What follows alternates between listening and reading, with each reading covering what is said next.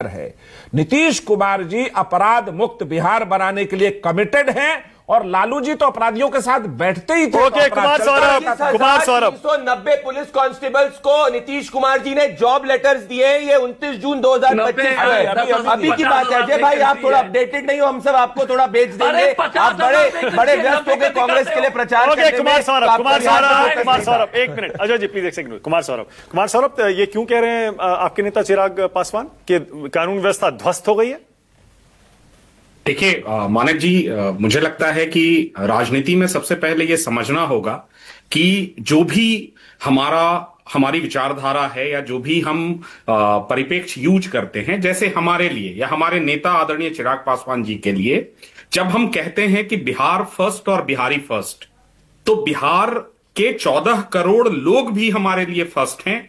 उनकी जो वर्तमान स्थिति है, उनकी सुरक्षा, उनके लिए शिक्षा, उनके लिए अलग अलग जो पैमाने हैं, उस पर अपनी जो संवेदनशीलता है उसको भी सामने रखना पड़ेगा। मेरे नेता ने बड़े स्पष्ट रूप से कहा है कि बिहार में अगर अपने घर के सामने एक चर्चित और स्थापित व्यवसायी की हत्या होती है, अगर एक ही दिन में एक परिवार के 5 लोगों को जिंदा जला के मार दिया जाता है, अगर किसी अन्य जिले में 3 लोगों का एक ही वर्ग के 3 लोगों का हत्या हो जाता है सिवान में, अगर नालंदा में एक पासवान समाज के युवा और उसके बच्ची की हत्या हो जाती है और ये एक दिन की घटना है, तो एक नेता के तौर पर, एक दल के राष्ट्रीय अध्यक्ष के रूप में, एनडीए के नेता के तौर पर या एक सामान्य व्यक्ति के तौर पर आपकी अपनी विचार में क्या होना चाहिए?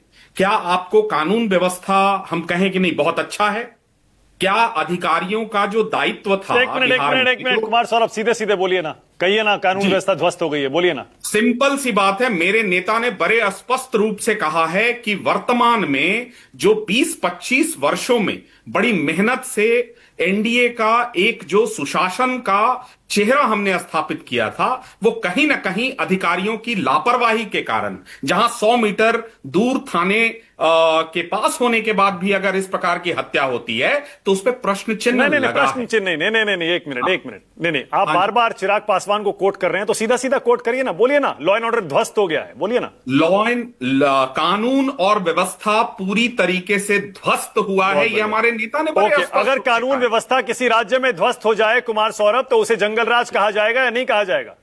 किस परिप्रेक्ष्य में? अब बस इसी पर आ रहे हैं कि आज कोट किया जाता है कि देश का सबसे बड़ा लूट तनिष्क होता है, लेकिन 6 घंटे में यह भी है कि पुलिस रिएक्ट करती है, लूट की सामग्री बरामद होती है और एनकाउंटर भी होता है। अभी आज इस मामले में भी एक तरफ एक दल के प्रमुख के तौर पर मेरे नेता ने यह प्रश्न उठाया है कि अधिकारियों को और सजग रहने की जरूरत है। बिहार में आप विरोधाभासी बातें कर रहे हैं, आप विरोधाभासी बातें कर रहे हैं जी, तो आप उनको कहें प्रदीप, नहीं, देखिए मैं बहुत लॉजिकल बात कर रहा हूं। आप विरोधाभासी बातें कर रहे हैं। एक तरफ आप कह रहे हैं लॉ एंड ऑर्डर ध्वस्त हो गया, दूसरी तरफ आप कह रहे हैं नहीं 6 घंटे में पकड़ लिया, तो ये भी एक बड़ी अच्छी बात है। कमाल है भाई। ऐसा है मानक जी कि आप 2 पैमाने देखिए ना। पूरे चर्चा में 45 मिनट के चर्चा में एक बार भी ये सामने नहीं आया कि कैसे 150 लोगों की हत्या जाति के नाम पर कर दी जाती थी, और हमारे राष्ट्रीय जनता दल के प्रवक्ता को उस समय जंगल राज नहीं दिखता था। कैसे जो है उस समय चंदा बाबू के बच्चों को तेजाब से नहलाने वाले का आज इनके प्रदेश की कार्य समिति में जिंदाबाद के नारे लगाए जाते हैं। मतलब जंगल राज आज नहीं है ना कुमार सौरभ, आज नहीं है ना जंगल राज। एक सेकेंड, एनडीए का क्या कोई घटक दल या उसके नेता किसी अपराधी को लेकर जिंदाबाद के नारे लगा रहे हैं क्या? ठीक है, ओके। अब आपको उपेंद्र कुशवाहा कह रहे हैं कि लक्ष्मण रेखा पार नहीं करनी चाहिए। उपेंद्र कुशवाहा कह रहे हैं चिराग पासवान को लक्ष्मण रेखा पार नहीं करनी चाहिए। आपका जवाब? देखिए, सिंपल सा बात है कि हम, और बार बार मैं ये कह रहा हूं कि हमारे लिए बिहार फर्स्ट और बिहारी फर्स्ट, हमारे नेता के लिए ये एक स्लोगन नहीं है।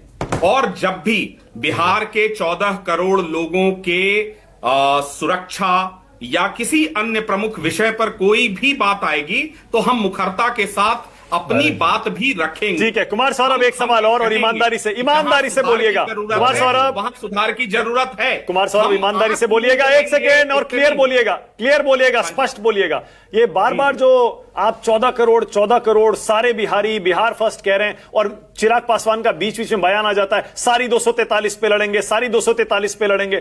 क्या लड़ेंगे सारी 243 पे? एनडीए में रहकर ही लड़ेंगे? बिल्कुल लड़ेंगे, पूरे 243 सीटों पर लड़ेंगे। जहां हम स्वयं लड़ेंगे वहां भी, और जहां गठबंधन के हमारे नेता चुनाव लड़ेंगे। ठीक है, आशुतोष कुछ कहना चाह रहे थे। आशुतोष जल्दी से, एक सेकंड प्रदीप, बस आशुतोष जल्दी से क्विक कमेंट। देखिए, मैं जो एलजेपी के नेता की जो मैं बात सुन रहा था, मुझे लगता है कि ये पुरानी प्ले बुक है जो 2020 के विधानसभा चुनाव के दौरान हुई थी। उस वक्त भी